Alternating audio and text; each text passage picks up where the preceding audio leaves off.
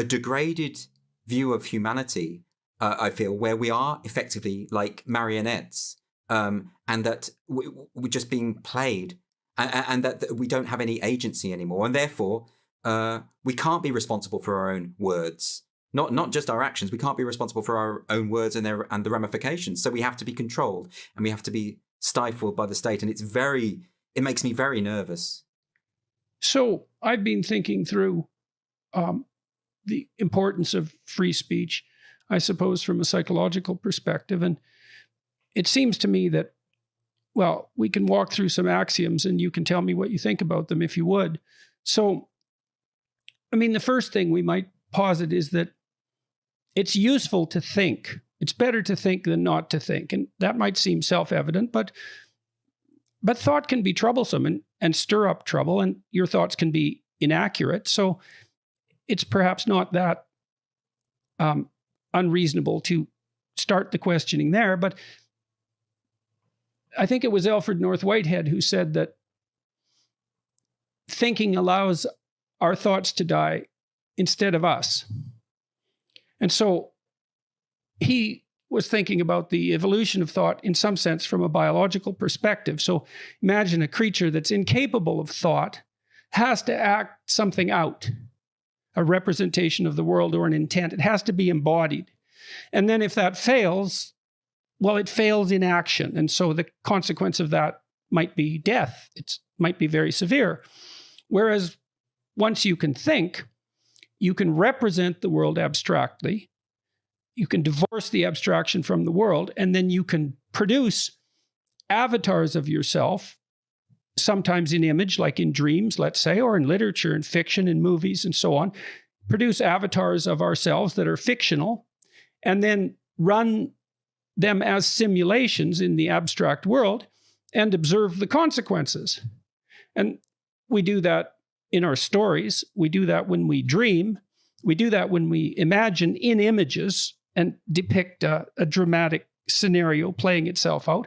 But then we also do that in words, because we encode those images. It's one more level of abstraction. We encode those images into words, and those words become partial dramatic avatars, and then the words can battle with one another. So thought seems to work, let's say verbal thought. You ask yourself a question, you receive an answer in some mysterious manner. There's an internal revelation of sorts. That's the spontaneous thought.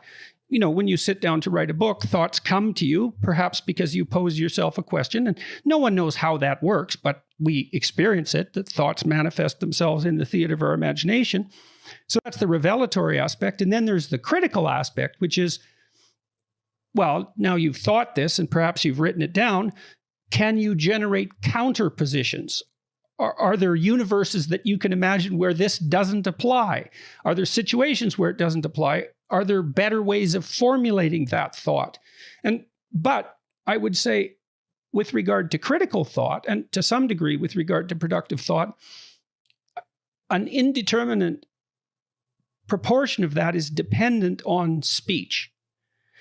I don't think it's unreasonable to point out that thought is internalized speech, and that the dialectical process that constitutes critical thinking is internalized speech. So you and I are engaging in a dialectic enterprise. You'll posit something and I'll respond to it, and you'll respond to that. And we're in a kind of combat. There's some cooperation about it as well.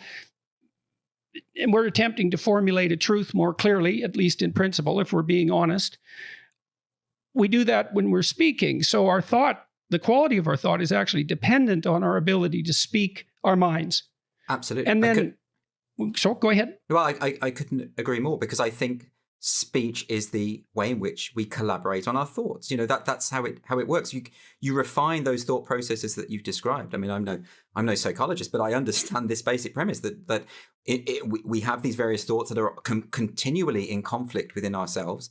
Unless we're able to articulate them and to engage in others through that process, through that transactional process of speech, then those thoughts are never refined, and they remain in this kind of infancy.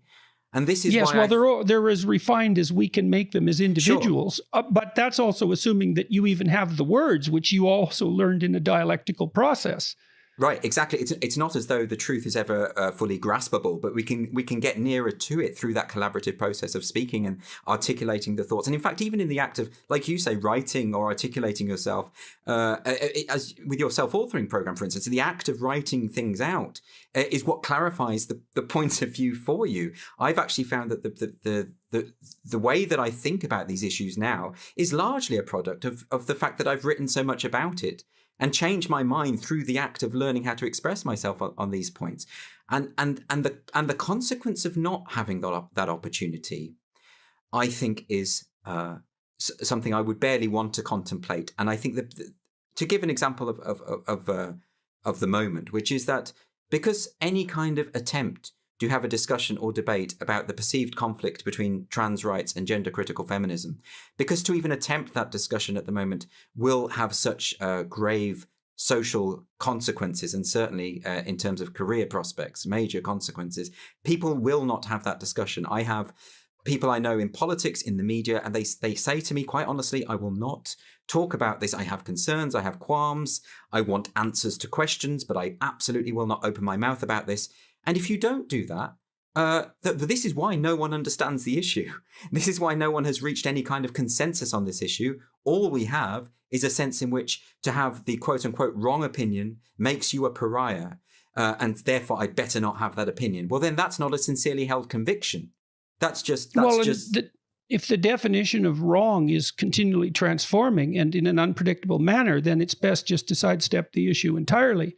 And then that leaves it murky and ill-defined, and assuming that you believe that thought has any utility. And so when you're sitting down to write, or when I'm sitting down to write, and I produce a sentence, it might have come from some theoretical perspective. Maybe I'm approaching something from a Freudian perspective or a Marxist perspective or an Enlightenment perspective, etc. I mean, it's a psychological trope, I suppose, that we all think the thoughts of dead philosophers, right? We think we have our own opinions, but that's really rarely, very, very, very rarely the case. It's not that easy to come up with something truly original, and generally you make incremental progress at best.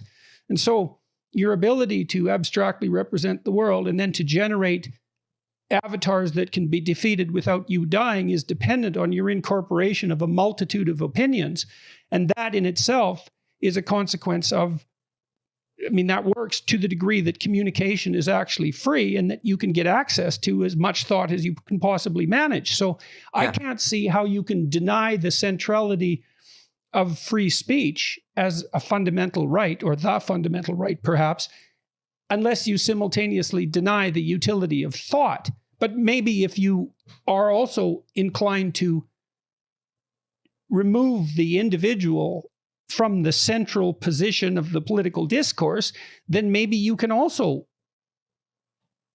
make the case, at least implicitly, that individual thought doesn't matter and that mostly it's just causing trouble. But I think individual thought is key. And actually, even in the outline you've described there is individual agency in reaching a conclusion that has been articulated before, insofar as if you are engaged with a multitude of writers and philosophers and artists and ideas, and you've come out with a perspective, well, that perspective may not be original to you, but the process that you've gone through to reach that viewpoint is individual to you. There is a power in that. So there's something important about that. There's something crucial. If you're a practicing psychotherapist, one of the things you have to learn is to not provide people with your words too much. What you want is for them to formulate the conclusion. And you can guide them through the process of investigation. You talked about the self-authoring process, which is online at selfauthoring.com, that it steps people, say, through the process of writing an autobiography, of analyzing their current virtues and faults, and of making a future plan. The utility of all of that is dependent on the person who's undertaking the exercise, generating their own verbal representations, right? Yes. And that seems to cement it somehow as yours if you've come up with the words. And so it's the uppermost expression of personhood, the ability to have the words that you should speak reveal themselves to you and to have the right to express them as you see fit. Yes. In which case, if you are merely repeating an accepted script, then to what extent can you even say to be an individual at all?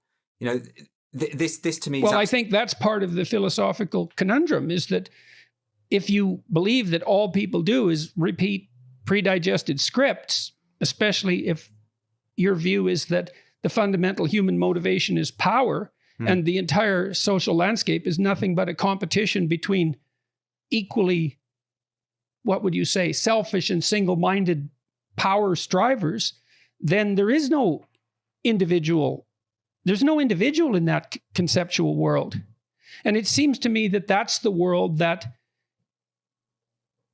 we're being pushed to inhabit and are criticized for, on moral grounds, for criticizing.